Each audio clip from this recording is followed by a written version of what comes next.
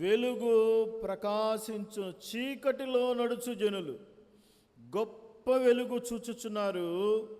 మరణ ఛాయలు గల దేశ నివాసుల మీద గొప్ప వెలుగు ప్రకాశించును.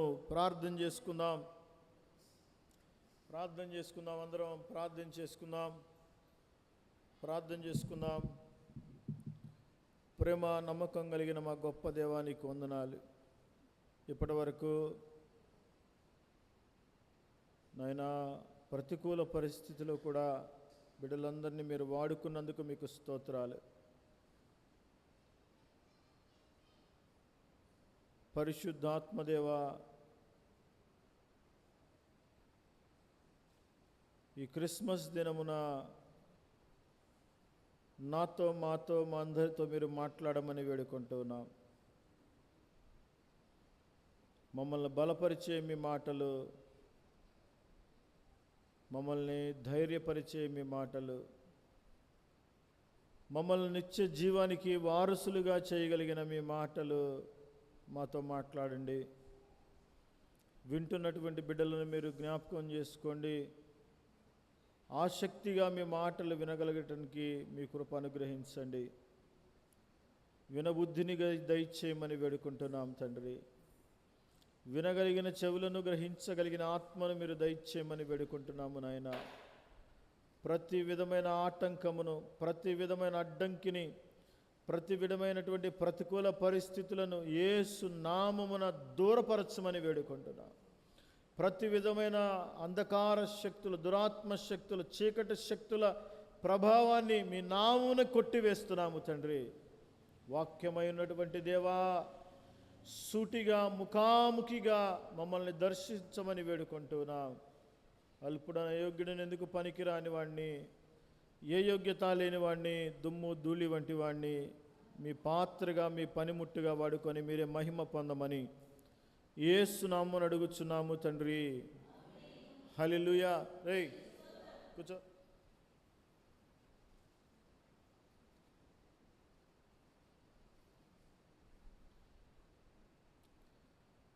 హల్లెలూయా, హల్లెలూయా. ప్రియమైన దేవుని సంగమా, దేవుని బిడ్డలారా, రేయ్ మాట్లాడదు ఇంకా.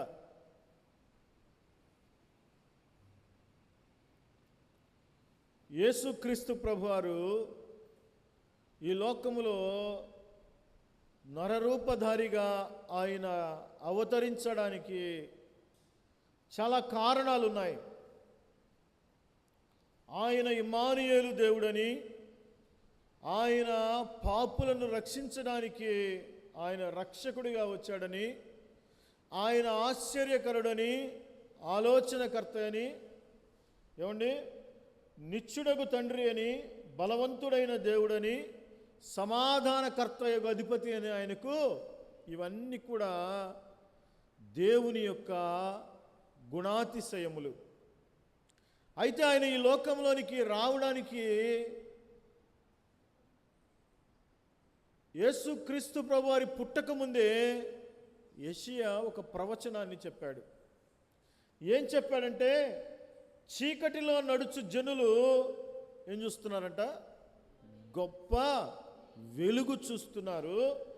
మరణ ఛాయలు గల దేశ నివాసుల మీద వెలుగు ప్రకాశించెను.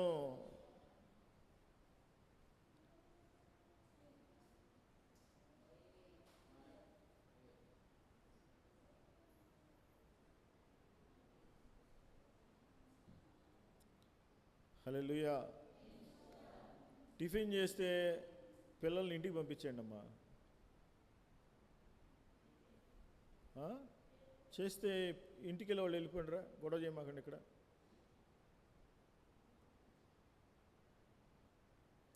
హల్లెలూయా, హల్లెలూయా. 100 టెన్షన్లు ఉన్నాయి మాకు. ఏంది, వాక్యం చెప్తా ఉన్నప్పుడు శ్రద్ధగా ఉండాలి, లేకపోతే అది అడ్డంకిగా మారే అవకాశం ఉంది. కాబట్టి దయతో అన్యదా భావించొద్దని మిమ్మల్ని కోరుతున్నాను. ప్రియమైన దేవుని బిడ్డలారా, యేసుక్రీస్తు ప్రభువారు ఈ లోకములోనికి రాకముందు ఈ లోకములో ఏముందంట? చీకటి ఉంది. రకరకాల చీకటులు మానవ బ్రతుకులను కమ్ముకొని ఉన్నాయి. ఆ చీకటులు సమాధానము లేని స్థితిలో ఒక మనిషిని వెంటాడుతూ ఉన్నాయి, నెమ్మది లేకుండా ఉంటూ ఉన్నాయి. ఇదిగో బిడ్డలు గలిబిలి జీవితాలు కలిగినటువంటి వారిగా జీవిస్తూ ఉండగా, ప్రియమైన దేవుని బిడ్డలారా, ఆయన ఈ లోకంలోనికి ఆ చీకటిని పారద్రోలడానికి ఈ లోకంలోనికి వచ్చాడు.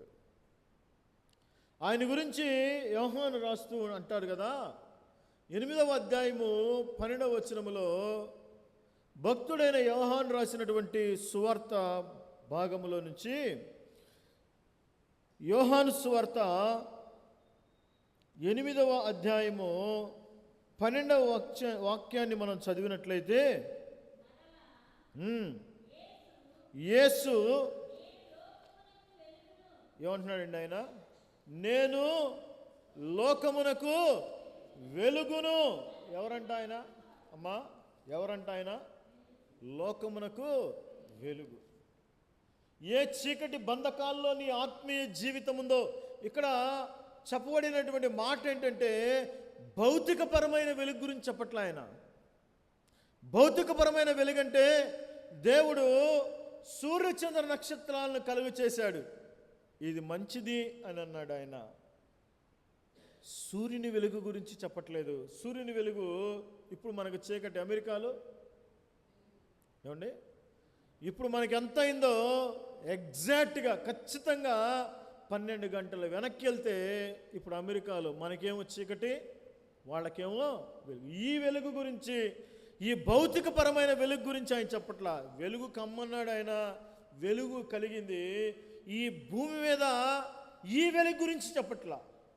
ఎన్ని లైట్లున్నా కొంతమంది హృదయాల్లో చీకటిగానే ఉంటాయి. ఎంత కాంతివంతమైన ఈ భౌతికపరమైనటువంటి వెలుతురులో జీవిస్తున్నప్పటికీ బయటికి వాళ్ళ హృదయాలు అంధకారంతో నిండిపోయి ఉంటాయి. ప్రియమైన దేవుని బిడ్డ, ఏ అంధకారము, ఏ చీకటి నీ హృదయంలో ఏలుబడి చేస్తుందో ఆ చీకటి దాస్యత్వము నుండి నిన్ను విడిపించడానికి ఆయన ఈ లోకములోనికి వెలుగుగా వచ్చాడు. హల్లెలూయా, హల్లెలూయా. ప్రియమైన దేవుని బిడ్డలారా, ఇదిగో ఆయన మాత్రమే వెలిగించగలిగినటువంటి దేవుడు మన బ్రతుకులను. ఇంకెవ్వరూ వెలిగించలేరు. మనం చూస్తే ఒకసారి 2 వచనాలను చూద్దాం. కీర్తనల గ్రంథము 18వ అధ్యాయము 28వ వచనాన్ని కనుక మనం గమనించినట్లయితే, కీర్తనల గ్రంథము 18వ అధ్యాయము ఏంటంట? మన దీపం ఆరిపోయింది. మన దీపం ఏమైపోయింది? ఆత్మీయంగా ఆరిపోయి చీకటి బ్రతుకులు మనం జీవిస్తూ ఉండగా దేవుడు మన దీపమును నా దీపమును వెలిగించువాడవు నీవే, నా దేవుడైన యెహోవా. మా చీకటిని నాకు వెలుగుగా చేయను. చీకటి చీకటి చీకటి అని ఇందాక నుంచి వెలుగు వెలుగు అంటున్నారు. అసలు చీకటి అంటే ఏంటి? ఏమ్మా, అసలు చీకటి అంటే ఏంటి? గమనించినట్లయితే ప్రియమైన దేవుని బిడ్డలారా, కీర్తనల గ్రంథము 107వ అధ్యాయం మనం గమనించినట్లయితే 11వ వచనాన్ని 14వ వచనాన్ని కనుక మనం చూస్తే, అమ్మా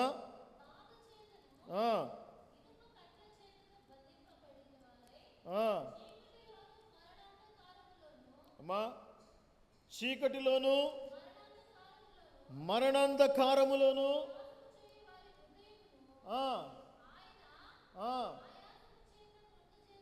మంచిది, బాధ చేతను ఇనప కట్ల చేతను బంధించబడిన వారై చీకటిలోను మరణాంధకారములోను నివాసము చేయుచున్నామంట. మనం ఎక్కడ నివాసం చేస్తున్నాం ఏమండి?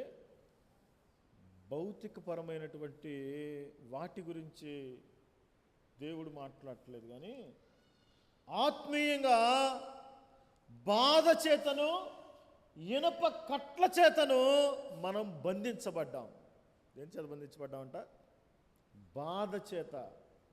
ఏ ఒక్కరి జీవితాన్ని చూసినా ఏమండి, ఇట్లా తడితే చాలు బటబట కన్నీళ్లు కారిపోయే పరిస్థితులు, సమాధానం లేదు.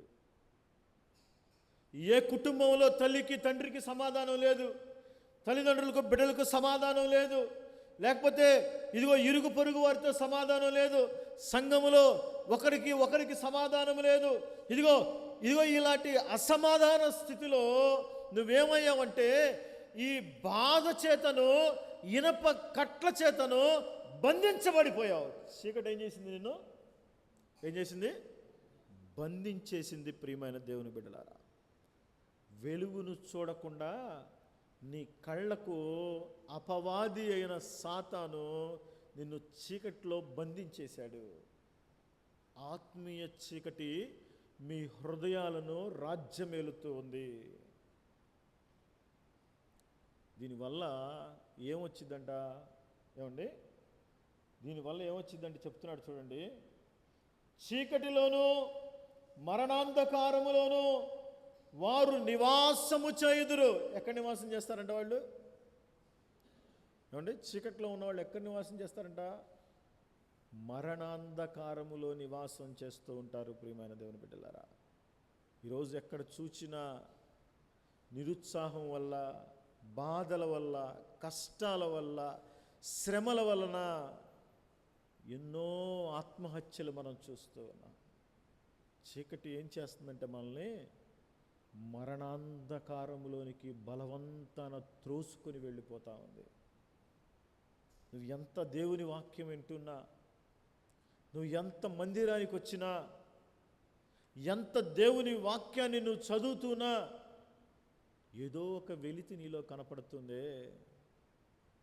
ఏదో ఒక బాధ నీ హృదయములో తొంగి చూస్తూ ఉంది. ఏదో ఒక కష్టం గురించి నువ్వు సతమతమవుతున్నావే. నువ్వు వెలుగులో ఉన్నట్ట, చీకట్లో ఉన్నట్ట? వెలుగులో ఉన్న వాళ్ళు అలా ఉండరండి.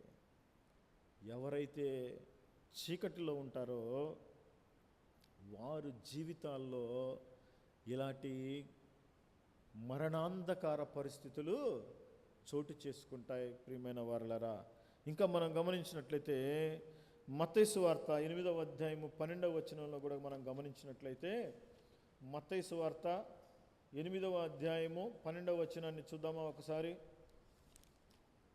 చదవండి అమ్మా.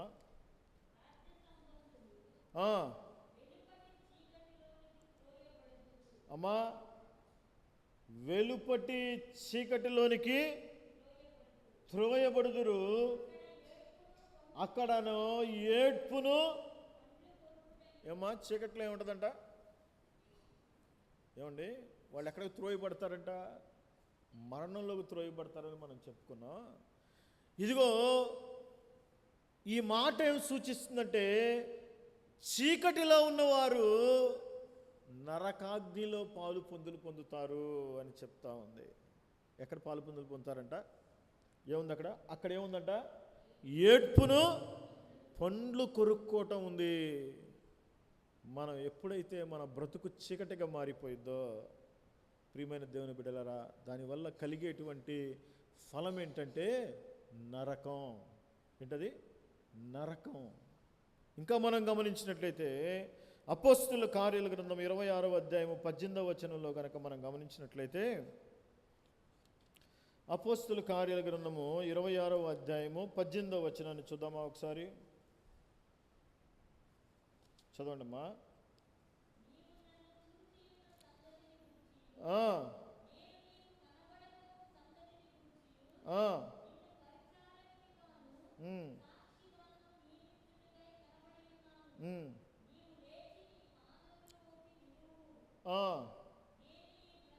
ఇక్కడ నుంచి చాలా జాగ్రత్తగా ఈ మాట, నేను ఈ ప్రజల వలనను అన్యజనుల వలనను హాని కలగకుండా నిన్ను కాపాడేదను. చీకటిలో నుండి వెలుగులోనికి, సాతాను అధికారము నుండి దేవుని వైపుకు. ఏమండి, చీకటిలో ఉన్న వాళ్ళు ఎవరు అధికారం కింద ఉన్నారంట? ఏమండి, చీకటిలో ఉన్నవారు ఎవరు అధికారం కింద ఉన్నారంట? సాతాను అధికారం కింద ఉన్నారు. సాతానుడి తన అనుయాయుల్ని కటిక చీకటి బిళ్ళంలోకి దేవుడు త్రోసివేయబోతూ ఉన్నాడు. ఎవరైతే దాని అధికారంలో ఉంటారో వారందరూ కూడా నరకానికి పాత్రులనే విషయాన్ని జ్ఞాపకం చేస్తున్నారు. అందుకనే చీకటిలో నుండి మనం ఎక్కడికి వెళ్ళాలంట? ఏమండి, చీకటిలో నుండి వెలుగులోనికి మనం ప్రయాణం చేసేవారిగా ఉండాలి.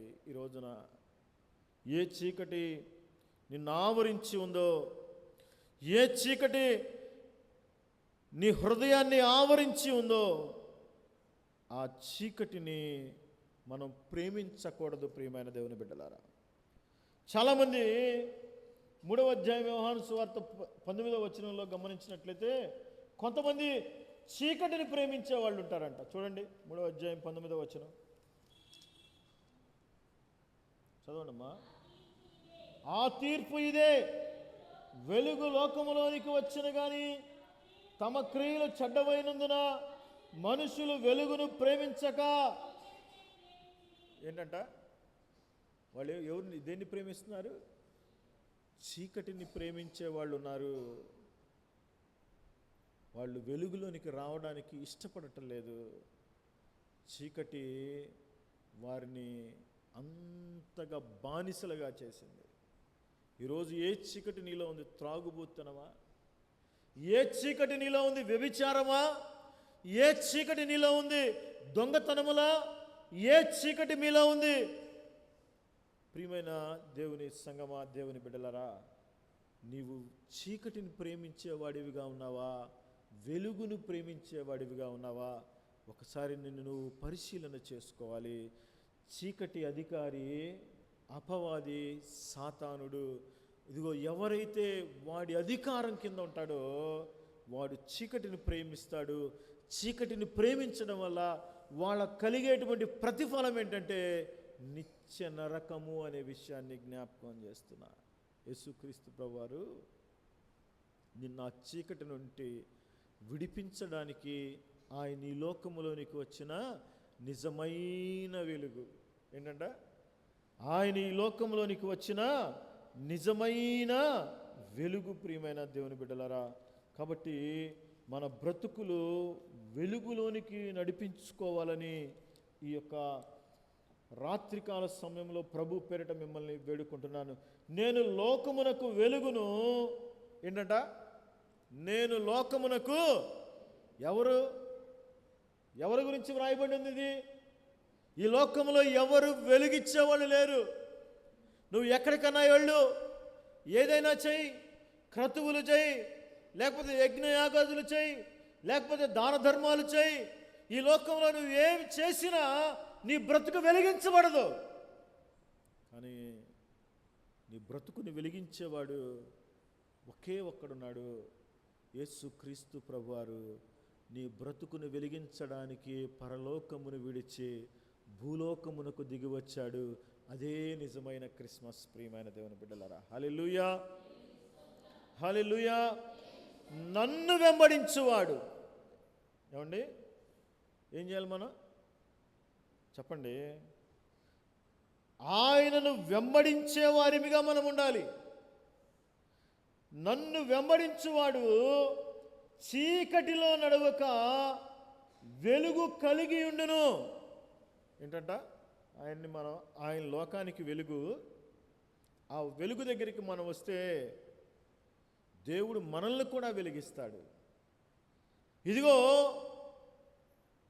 మనం ఎప్పుడైతే ఆయన దగ్గరికి వస్తామో, చాలామంది వస్తాం ఆయన దగ్గరికి కదా, దేవుని దగ్గరికి చాలామంది వస్తారు.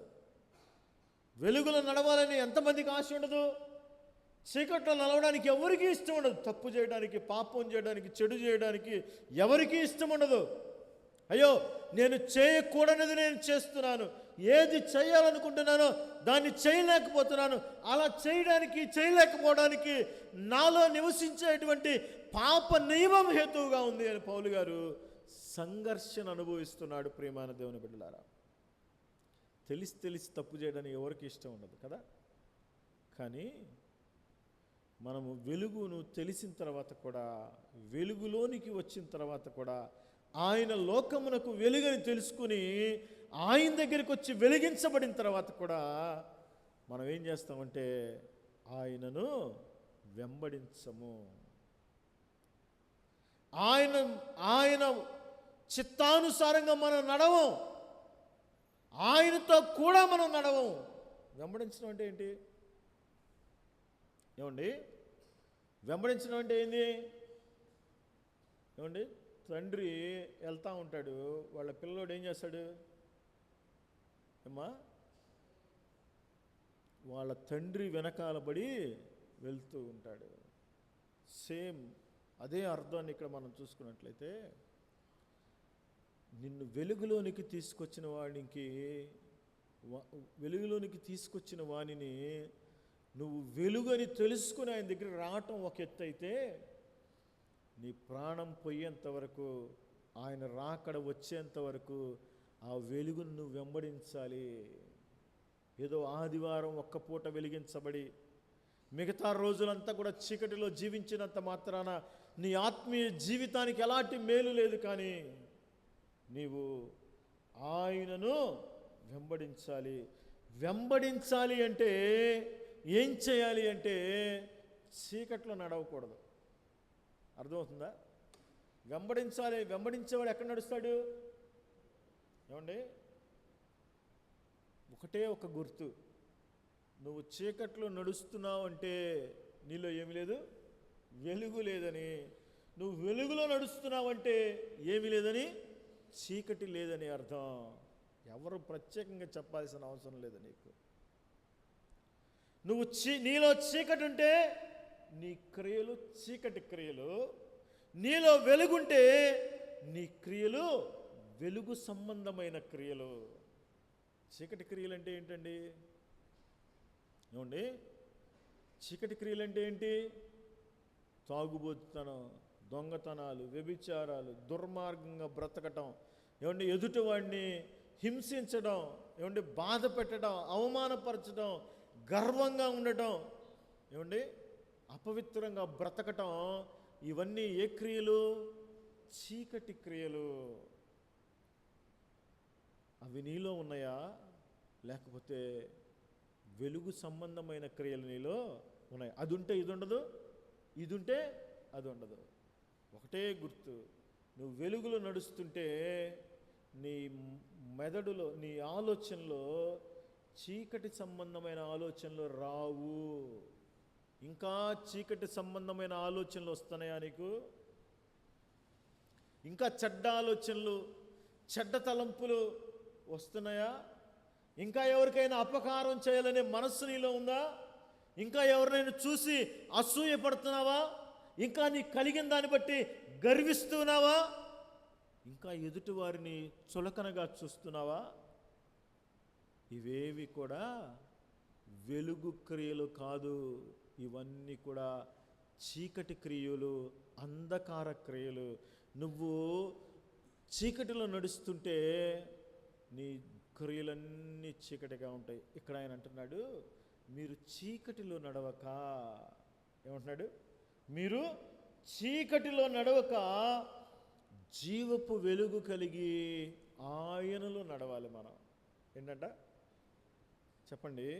క్రిస్మస్ అంటే 24వ తారీఖు 25వ తారీఖు కేక్ పెట్టడం, డయాస్ వేయటం, డ్యాన్సులు వేయటం, ఏమండి ఒక వర్తమానం చెప్పించడం, రంగురంగులు బెలూన్లు కట్టడం, లేకపోతే ఇదిగో మంచిగా భోజన పదార్థాలు చేసుకొని తినడం.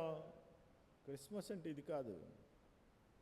క్రిస్మస్ అంటే ఏంటంటే నువ్వు ఆయన వెలుగులో నువ్వు నడుస్తూ అనేకులను ఆ వెలుగు దగ్గరికి తీసుకురావడం క్రిస్మస్. ఏంటంట? నీవు ఆయన వెలుగులో నడుస్తూ నన్ను వెంబడించాలి అన్నాడు. ఎవరైతే నన్ను వెంబడిస్తాడో వాడు చీకటిలో నడవక జీవపు వెలుగు కలిగి ఉంటాడని దేవుని వాక్యం సెలవిస్తూ ఉంది. ప్రియమైన దేవుని బిడ్డలారా, దేవుని వాక్యంలో ఒక రాయమన్నటువంటి మాట చూద్దామా ఒకసారి. మత్తయి సువార్త 5వ అధ్యాయము 14వ వచనాన్ని చూస్తే, మత్తయి సువార్త 5వ అధ్యాయము 14వ వచనం ఏమండి? ఇందాకేమన్నారు? యోహాను సువార్త 8వ అధ్యాయం 12వ వచనంలో, నేను లోకమునకు వెలుగై ఉన్నాను. ఇక్కడ ఏమంటున్నాడు యేసుక్రీస్తు ప్రభువారు? మీరు లోకమునకు వెలుగై ఉన్నారు. ఎప్పుడు చీకట్లో నుంచి నువ్వు వెలుగులోనికి వస్తావో, వెలుగుని వెంబడిస్తావో, ఇదిగో వెంబడించినప్పుడు నువ్వు జీవపు వెలుగులో నువ్వు నడుచుకుంటావు. జీవపు వెలుగు అంటే నిత్య జీవపు మార్గం. ప్రియమైన దేవుని బిడ్డలారా, ఆ మార్గంలో నువ్వు నడుచుకుంటున్నప్పుడు తెలియకుండానే నీవు కూడా వెలుగులోనికి వస్తావు, నువ్వు కూడా వెలిగించబడతావు. పిల్లలు ఇందాక క్యాండిల్స్ తీసుకొని క్యారల్స్ తిరిగారు కదా. క్యారల్స్ తిరిగినప్పుడు కొంతమంది దూల పిల్లలు ఏం చేశారంటే ఆ క్యాండిల్ని ఆర్పుకున్నారు. ఆర్పుకోగానే మన పిల్లలు ఏం చేశారు? రేయ్ ఆపేవేంటి అని వెలిగించే క్యాండిల్ని తీసుకొచ్చి ఆరిపోయిన క్యాండిల్కి ఏం చేశారు చెప్పాలా? ఏం చేశారు?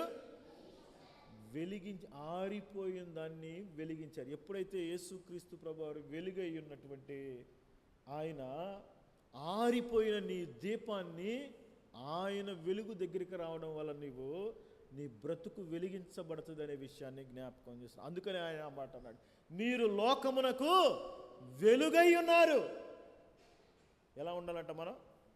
లోకానికి ఎలా ఉండాలి? వెలుగై ఉండాలి. ప్రియమైన దేవుని బిడ్డలారా, వెలుగు సంబంధులు వాళ్ళ బ్రతుకును అనేకులను వెలిగించడానికి వాడతారు. దేనికి వాడతారంట? అనేకులను వెలిగించడానికి వాడతారు. ప్రియమైన దేవుని సంగమా, దేవుని బిడ్డలారా, అలా వెలిగించే బ్రతుకులుగా మన బ్రతుకులు ఉన్నాయా? అక్కడ అంటాడు యేసుక్రీస్తు ప్రభువారు, ఒక మాట చెప్తాడు, కొండ మీద ఉండు పట్టణము. చెప్పండి, ఎక్కడదంట ఆ పట్టణం? కొండ మీద ఉండు పట్టణము మరుగై ఉండనేరదు. అంటే ఏంటి అర్థం? ఏమ్మా మరుగంటే ఏంది? ఏమండి? దాచడం. ఇదిగో వాళ్ళమ్మ పిల్లోడు తప్పు చేసినా కానీ వాళ్ళ నాన్న కొట్టడానికి వస్తే ఏం చేస్తుంది? దాచిపెట్టింది, మరుగు చేస్తుంది పిల్లోడిని. తెలిసిందా తెలీదా? అదే వృత్తాంతంలో ఇక్కడ రాయబడినటువంటి మాట ఏంటంటే, కొండ మీద ఉన్న పట్టణం. అది ఏంటది? ఎక్కడుంది? ఈ మాట మీరు జాగ్రత్త పట్టుకోవాలి. ఈ రోజున ప్రతి విశ్వాసి, నేను యేసుక్రీస్తు ప్రభువారిని స్వంత రక్షకుడిగా అంగీకరించాలని చెప్పుకునే ప్రతి విశ్వాసి గుర్తుపెట్టుకోవాల్సిన విషయం ఇది. మీరు లోకమునకు వెలుగై ఉన్నారు. ఆయన వెలుగు మీలోకి రావడాన్ని బట్టి, ఎప్పుడైతే ఆ వెలుగు మీలోకి వచ్చిందో మీరు ఎలా ఉన్నారంటే కొండ మీద ఉన్నటువంటి పట్టణంలా ఉండాలి. ఎలా ఉండాలి? కొండ మీద ఉన్న పట్టణము ఎలాగూ మరుగు చేయకుండా ఉంటుందో. నువ్వు దాచిపెడితే కొండ మీద ఉన్న పట్టణం ఆగిద్దా? ఏమండి? ఆగిద్దా? ఎంత దూరమునున్నా కూడా అది కనపడుతూనే ఉంటుంది.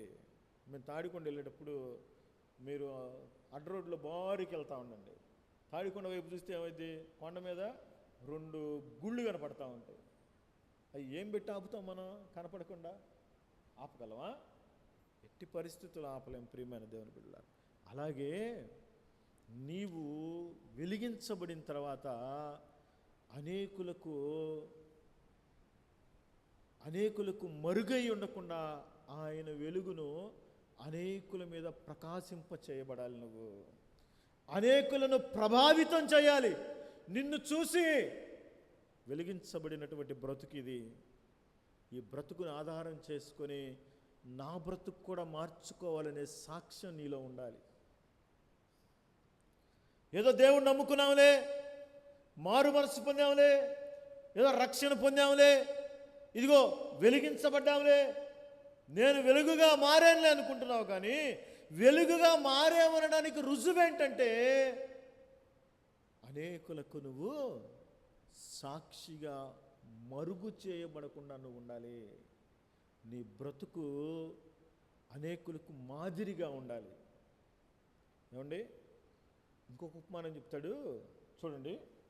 దీపస్తంభం మీద పెట్టినటువంటి మనుషుడు దీపమును వెలిగించి కొంచెము క్రింద పెట్టరు, కానీ అది ఇంట నుండి వారికి అందరికీ వెలుగునిచ్చుటకు దీపస్తంభం మీదనే పెడతారు కదా. ఏమండి, నువ్వు వెలిగించబడిన తర్వాత ఒకటి మంచి సాక్ష్యం కలిగి నువ్వు ఉండాలి.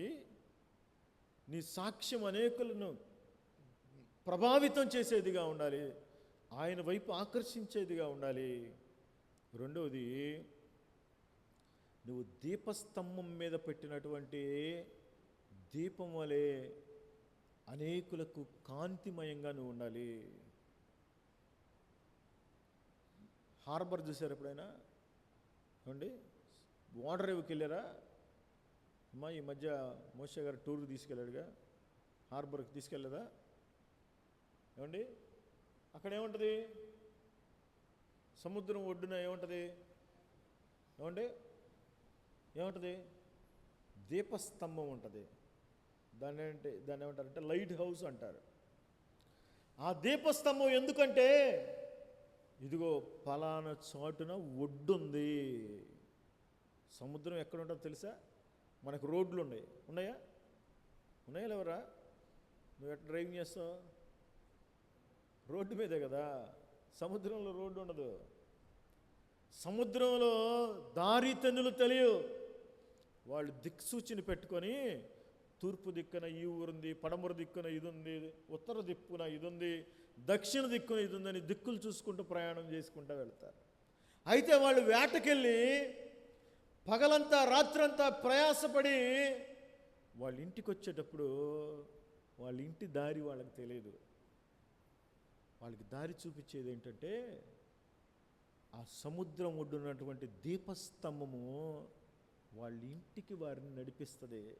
ఇదిగో మాకు ఇక్కడ దీపస్తంభం ఉంది, దాన్ని ఆనవాలుగా తీసుకొని మేము ఇక్కడికి వెళ్ళాలి. ఆ దీపస్తంభం ఎలాగూ అనేకులకు దారి చూపిస్తుందో, నువ్వు వెలిగించబడిన తర్వాత నువ్వు ఒక దీపస్తంభం అవ్వాలి. ఏమండి, నీకు ఒక మంచి సాక్ష్యం ఉండాలి.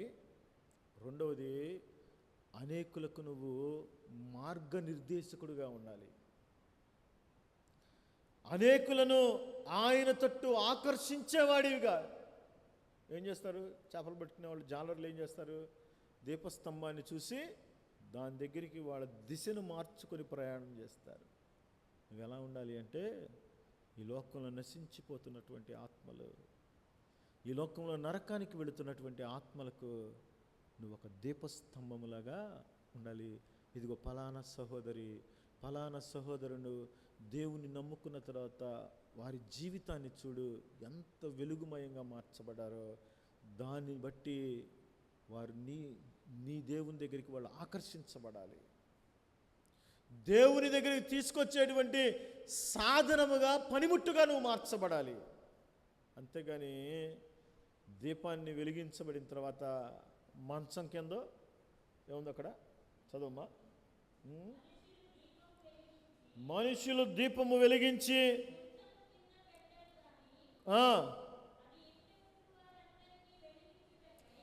అది ఇంట నుండి వారందరికీ వెలిగించుటకై ఎక్కడ పెడతారు? లైట్ ఆడ పెడతారా అమ్మా? లైట్ ఎక్కడ పెడతారు? సరే, ఇంట్లో సంగతి తీసేయండి. బయట రోడ్డు మీద కరెంటు స్తంభాలు ఉన్నాయా? ఎప్పుడైనా చూసారా కరెంటు స్తంభాలు? చూసిన వాళ్ళు చేయండి ఒకసారి. కరెంటు స్తంభం చూశాను నేను అని చెప్పిన వాళ్ళు హల్లెలూయా, దేవునికి స్తోత్రం చెప్పండి. హల్లెలూయా. చూసాంగా, కరెంట్ స్తంభానికి లైట్ పెడతారా? ఎక్కడ పెడతారు? పైన. కింద ఎందుకు పెట్టకూడదు? చెప్పండి, కింద ఎందుకు పెట్టకూడదు? కింద పెడితే ప్రయోజనం లేదు, పైన పెడితేనే దాని వెలుగులో అనేకులు నడవగలరు. దాని వెలుగులో అనేకులు ఏది మంచో ఏది చెడో తెలుసుకోగలరు. ఏది కోల్పోయారో, డబ్బులు పోతాయి, దారిని వెళ్తా డబ్బులు పోతాయి. డబ్బులు పోతే ఏం చేస్తారు? మన వాళ్ళు చీకటిగా ఉంది, ఏం చేస్తారు? మోషే గారు టార్చ్ లైట్ తీసుకెళ్ళి దొరికిందాకా వెతుకుతారు. అవునా కదా? అదే దీపం లేకపోతే ఏమండి, నీ బ్రతుకు కూడా అనేకులకు వెలిగిచ్చేదిగా ఉండాలి. ఎన్ని క్రిస్మస్లు పోయినాయో మన జీవితంలో, ఏమండి? ఎన్ని క్రిస్మస్లు చూసింటాం మనం ఇప్పుడు దాకా రక్షణ పొందిన తర్వాత?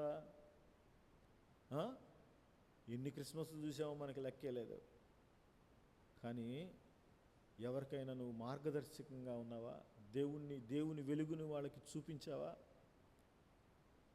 దేవుని దగ్గర నువ్వు వెలిగించబడిన తర్వాత, దేవుని దగ్గరికి వచ్చి నువ్వు వెలిగించబడిన తర్వాత ఎవరికైనా నువ్వు సాక్షార్థంగా నువ్వు జీవించగలిగావా?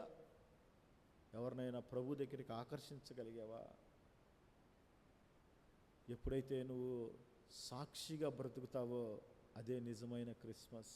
ఎప్పుడైతే అనేకుల బ్రతుకులు ఇదిగో నీ ద్వారా దేవుని దగ్గరికి ఆకర్షించబడతాయో అదే నీ జీవితంలో నిజమైన క్రిస్మస్. కేకులు కట్ చేస్తే క్రిస్మస్ కాదు, క్రిస్మస్ ట్రీలు పెడితే క్రిస్మస్ కాదు, ఇదిగో కేకలు వేసుకుంటే రోడ్లెంబడి తిరిగితే క్రిస్మస్ కాదు, ఇదిగో లేకపోతే పెద్దగా విందులు వినోదాలు చేస్తే క్రిస్మస్ కాదు. నిజమైన క్రిస్మస్ ఏంటంటే నీవు దేవుని కొరకు నువ్వు వెలిగించబడిన తర్వాత ఆయన కొరకు నువ్వు సాక్షిగా బ్రతకాలి. రెండవది, అనేకులను ఆయన దగ్గరికి తీసుకురావాలి. అదే నిజమైన క్రిస్మస్. అంతేకాని మనం ఏం చేస్తామంటే దేవుడు మనకిచ్చిన ఆ వెలుగుని మనం ఏం చేస్తామంటే మంచం కింద ఏముంది అక్కడ కొంచెము చదవమ్మా, మనుషులు దీపమును వెలిగించి కొంచెము కింద పెట్టరు కానీ అది ఇంట నుండి వారికి అందరికి వెలిగించుటకై దీపస్తంభం మీదనే పెడతారు. ప్రియమైన దేవుని బిడ్డలారా, నీవు లోకములో వెలుగుగా ఉండవు. నీ వెలుగు ఏమవ్వాలి? ప్రకాశించబడాలి. అంటే కొన్ని దీపాలు ఆరిపోతాయి కదా, కొన్ని దీపాలు వెలిగించబడిన తర్వాత ఏమవుతాయి చెప్పండి? కొన్ని దీపాలు వెలిగించబడిన తర్వాత ఏమవుతాయి చెప్పండి? ఎవరు వాళ్ళు చెప్పండి? మారు మనసు పొందుతారు, దేవుని దగ్గరికి వచ్చామని చెప్తారు, రక్షణ పొందానని చెప్తారు. కానీ వారు కాలగుణంగా సమయం గడిచే కొంది వాళ్ళ దీపాలు ఆరిపోతాయి. కొన్ని దీపాలకైతే, మేము చిన్నప్పుడు దీపాలు ఉండేవి, ఇప్పుడు ఉండేవి మీరు చూసారు ఎవరన్నా? దీపాలకి ఏముంటుంది? కింద ఏమో కిరోసిన్ది చిన్నది ఇట్లా ఉంటుంది, దానిపైన ఒక గాజు చిమ్మి ఉంటుంది, దాంట్లో ఒత్తి ఉంటుంది. అది వెలిగించిన తర్వాత కొన్ని రోజులకి అది అంత నల్లగా అయిపోయింది. నల్లగా అయిపోతే బయటికి కాంతి రాదమ్మా. నుసిగొట్టుకొని పోతే బయటికి కాంతి రాదు. కొన్ని బ్రతుకులు అలా ఆరిపోయిన బ్రతుకులుగా వెలుగుతున్నట్టు కనిపిస్తాయి. ఏంటి ఏమనుకుంటాం మనం? ఏమనుకుంటాం? విరజిమ్ముదును కదా అనుకున్నాడు కదా మనోడు.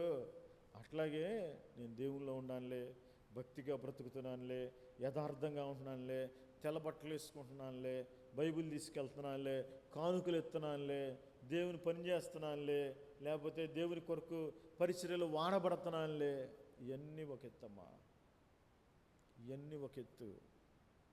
ఆయన కోసం నువ్వు మండాలి. పౌలు గారు యేసు క్రీస్తు ప్రభువారు ఆయన దర్శించినప్పుడు తన బ్రతుకు చీకటిగా మారిపోయి అతనుకున్నటువంటి నేత్రాలకున్నటువంటి పొరలు రాలిపోయిన తర్వాత ఆయన బ్రతుకు వెలుగుగా మార్చబడింది. అనేకులను ఆయన దగ్గరికి నడిపించేటువంటి సాధనంగా, పనిముట్టుగా పౌలు మారిపోయాడు.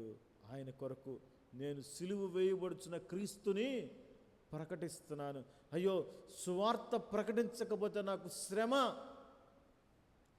ప్రియమైన దేవుని బిడ్డలారా, దేవుని సంగమా, కొన్ని బ్రతుకులు ఎలా ఉంటాయంట ఏమండి? కొన్ని బ్రతుకులు మసిగొట్టుకుపోతాయి, కొన్ని బ్రతుకులు ఆరిపోతాయి.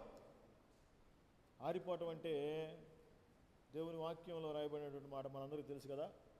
ఆత్మను చెప్పండి, ఆత్మను ఆర్పకుడి.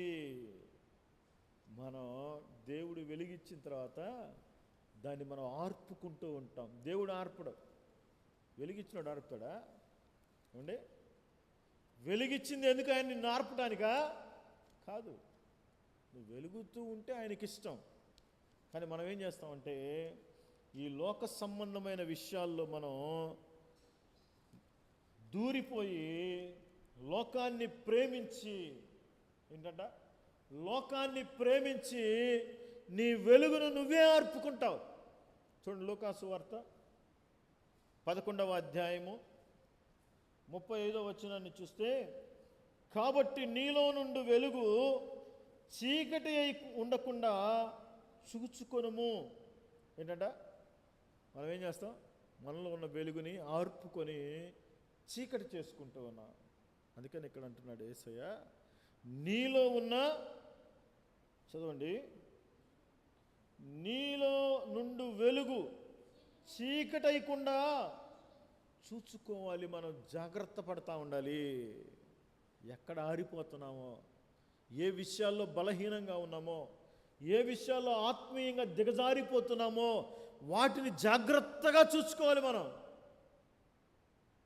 హెబ్రీయులకు రాసిన పత్రికలో పౌలు గారు అన్నాడు, ఒకసారి వెలిగించబడి పరలోక సంబంధమైన వరములు రుచి చూచి మరలా పాపములో పడిపోయిన వాడు. మరలా అంటే ఏమంటే చీకటికి మరొక పేరు పాపం. ఏమన్నారు? ఎఫెసీయులకు రాసిన పత్రికలో, పూర్వం మీరు చీకటి అయి ఉన్నారు, పూర్వం మీరు పాపములో ఉన్నారు.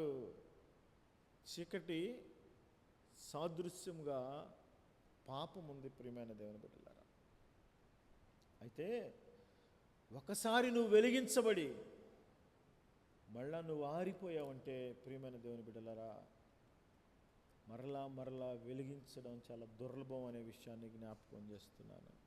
మనం ఏం చేస్తుంటామంటే ఏదో ఉత్సాహంగా ఊపులో అందరూ బాప్తీసం తీసుకుంటున్నారని చెప్పి బాప్తీసం తీసుకొని కొంతకాలం ఆయన వెంబడించి మరలా చీకటైపోతున్నావేమో. జాగ్రత్త, ప్రియమైన దేవుని బిడ్డలారా. కాబట్టి మనం వెలుగులో నడిస్తేనే జీవపు వెలుగులో నిత్యరాజ్యంలో మనం ఉంటాం. మనం వెలుగుతూ ఆరిపోతూ ఉంటే నీ బ్రతుకుకి గురి గమ్యం లేనట్టుగా జీవిస్తున్నావు. ఇదిగో, ఆవేశం వచ్చినప్పుడు, భక్తి ఎక్కువైనప్పుడేమో దేవుడు అంటున్నావు. ఇదిగో, దేవునితో నీ అవసరం తీరిపోయిన తర్వాత వెలుగంటే ఏంటో అనేటట్టుగా మనం బ్రతుకుతున్నాం. చూడండి, యోహాను సువార్త 12వ అధ్యాయము 35వ వచనంలో చూస్తే, యోహాను సువార్త 12వ అధ్యాయము, అందుకు యేసు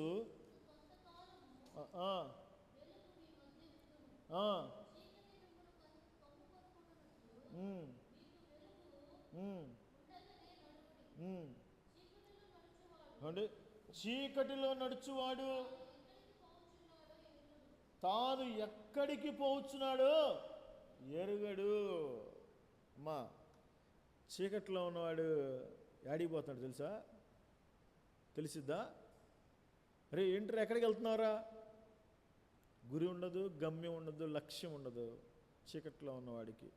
వెలుగులో ఉన్నవాడికి గురి, గమ్యం, లక్ష్యం అన్నీ ఉంటాయి. ప్రియమైనది, మీరు వెలుగు సంబంధులగునట్లు మీకు వెలుగుండగానే వెలుగునందు విశ్వాసముంచుడి. వెలుగు సంబంధులు గురి కలిగి ఉంటారు, వారు ఆయన యందు విశ్వాసం ఉంచుతారు. చీకటి సంబంధులు ఎక్కడికి వెళ్తున్నారో కూడా అర్థం కాని అగమ్య గోచరంగా ఉంటారు ప్రియమైన దేవుని బిడ్డలారా. అయితే ఈ రాత్రికాల సమయంలో ఆయన నీ బ్రతుకును వెలిగించడానికి ఈ లోకంలోనికి వచ్చాడు. ఆయన నీ బ్రతుకును ఏ అంధకారం నిన్ను అలముకొని ఉందో ఆ అంధకారము నుండి నిన్ను విడిపించి నీ బ్రతుకును వెలుగుమయంగా చేయడానికి ఆయన వచ్చాడు. ఆయన స్టేట్మెంట్ ఇచ్చాడు, నేను లోకమునకు వెలుగయ్యను. లోకానికి వెలుగంటే ఏమండి, లోకమునకు వెలుగంటే ఏంటి అర్థం? దేశం అంటే మట్టి కాదోయ్, దేశం అంటే మనుషులే. లోకమునకు వెలుగు అంటే లోకములో నివసించేటువంటి ప్రజలకు ఆయన వెలుగు ఇవ్వడానికి ఈ లోకంలో, చీకటిలోనూ మరణఛాయలోనూ ఉన్న వారిని విడిపించడానికి ఆయన వెలుగుగా ఈ లోకంలోకి వచ్చాడు. ఎవరైతే ఆయన యందు విశ్వాసం వస్తారో, ఆయన దగ్గరికి వస్తారో వారిని ఆయన వెలిగిస్తాడు. ఆయన వెలిగించిన తర్వాత మన బ్రతుకు ఎలా ఉండాలంటే అనేకులు సాక్షిగా ఉండాలి, అనేకులకు మార్గదర్శకంగా ఉండాలి, అనేకులను వెలిగించేటువంటి బ్రతుకుగా మనం ఉండాలి. ప్రియమైన దేవుని బిడ్డలారా, ఇదిగో ఒకవేళ నువ్వు ఆయన నమ్ముకున్న తర్వాత ఏ కారణం చేత నీలో దీపం ఆరిపోతే అది మరలా వెలిగించటం చాలా కష్టం అనే విషయాన్ని జ్ఞాపకం చేస్తున్నా. మనం గమనించినట్లయితే ఎఫెసీయులకు రాసిన పత్రిక 5వ అధ్యాయము వెలుగు సంబంధాల గురించి ఇక్కడ రాస్తాడు పౌలు గారు. 5వ అధ్యాయం 19వ వచనం చదువుమా, 18వ వచనం నుంచి చదువు. క్షమించండి, 5వ అధ్యాయం 8వ వచనం నుంచి చదువుమా. మీరు పూర్వమందు చీకటై ఉన్నారు. ఎక్కడున్నామంట మనం? ఏమా, ఆయన దగ్గరికి రాకముందు ఎలా ఉన్నాం? చీకటై ఉన్నాం. ఇప్పుడైతే ప్రభువునందు వెలుగై ఉన్నారు. వెలుగు ఫలము సమస్త విధములైన మంచితనము, నీతి, సత్యములు వాటిలో కనపడుచున్నది. కనుక ప్రభువుకేది ప్రీతికరమైనదో దానిని పరీక్షించుచు వెలుగు సంబంధుల వలె నడుచుకొనిడి, నిష్ఫలమైన అంధకార క్రియలలో పాలివారై ఉండక వాటిని ఖండించుడి. ప్రతి దినం నువ్వు వెలిగించుకోవాల్సిందే. ఏమండి, ఆయనను వెంబడించటం అంటే ప్రతి దినం నువ్వు వెలిగించబడుతూనే ఉంటావు. ప్రియమైన దేవుని బిడ్డలారా, ఏమండి, వెలుగు ఫలం ఏంటంట? సమస్త విధమైన మంచితనము, నీతి, సత్యము. వెలుగుమయులు జీవితంలో ఇవి కనపడతాయి. ఏం కనపడతాయి?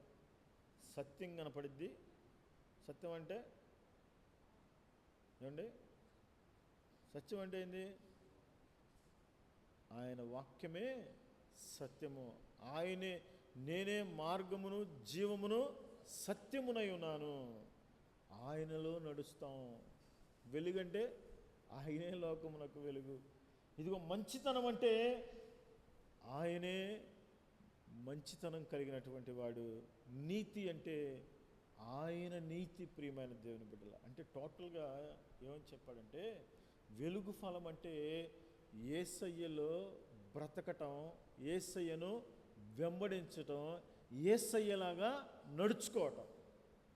ఎవరైతే అలా నడుచుకుంటారో వారి బ్రతుకులో అదే నిజమైన క్రిస్మస్. ప్రియమైన దేవుని బిడ్డలారా, ఎన్నో సంవత్సరాలు మనకు గడిచిపోతూ ఉన్నాయి.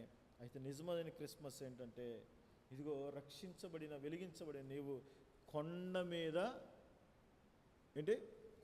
మీద ఉన్నటువంటి పట్టణములాగా అనేకులకు నువ్వు దారి చూపేవాడివిగా, మార్గదర్శిగా, సాక్షిగా ఉండాలి. రెండోది ఏమండి, దీపస్తంభం మీద పెట్టినటువంటి దీపంలాగా అనేకులను ఆయన దగ్గరికి నడిపించాలి. అక్కడ అంటాడు కదా, అక్కడ చూడండి మరొకసారి 5వ అధ్యాయము 14వ వచనం నుంచి చదివితే, మనుష్యులు మీ సత్క్రియలను చూచి పరలోకమందున్న మీ తండ్రిని మహింపరచినట్లు వారి ఎదుట మీ వెలుగు, చెప్పండి, లోకస్తులు ఎదుట నువ్వు వెలుగుండావా, ఆరిపోయి ఉండావా? అమ్మా, లోకస్తుల ముందు ఎలా ఉన్నావు నువ్వు? వెలిగించబడ్డావా, ఆరిపోయి ఉన్నావా? ఆరిపోయిన దీపము ప్రభువుకు ప్రీతికరము కాదు. 3 విషయాలు ఈ క్రిస్మస్ సందర్భంగా మనం జ్ఞాపకం చేసుకోవాలి. ఒకటి, నీ బ్రతుకు కొండ మీద కట్టిన పట్టణములాగా ఉండాలి. రెండవది, దీపస్తంభం మీద పెట్టిన దీపంలా ఉండాలి. మూడవది, ప్రకాశిస్తూ ఉండాలి. ఎవరైతే ఈ 3 కార్యాలు వాళ్ళ జీవితంలో కనబరుస్తూ ఉంటారో వారు వెలుగు సంబంధులు. ఎవరైతే వెలుగు ఫలం ఫలిస్తూ ఉంటారో వాళ్ళు ఆయనలో నిలిచి ఆయనను వెంబడించే వారిగా ఉంటారు. ప్రియమైన దేవుని బిడ్డలారా, ఈ క్రిస్మస్లో ఈ 3 విషయాలు మనం జ్ఞాపకం పెట్టుకొని మన బ్రతుకులను దిద్దుకుందాం. వాక్యానుసారంగా మనం నడుచుకుంటూ ఆయన ఈ లోకంలోనికి వచ్చిన వెలుగు, ఆ వెలుగులో నడుచుకుంటూ చీకటిలో నడవక వెలుగులో నడుచుకుంటూ వెలుగు సంబంధులమై జీవిస్తాలి అని దేవుని యొక్క కోరిక, ఆకాంక్ష. అట్టి కృప ఈ క్రిస్మస్ దినాన ప్రభు మనందరికీ అనుగ్రహించునుగాక. ప్రార్థన చేసుకుందాం. అందరం మోకరించి ప్రార్థన చేద్దాం. ప్రార్థన చేస్తూ ఉండగా మన మధ్యన ఉన్న సహోదరుడు జాకబ్ ప్రార్థన చేయవలసిందిగా కోరుతున్నాను.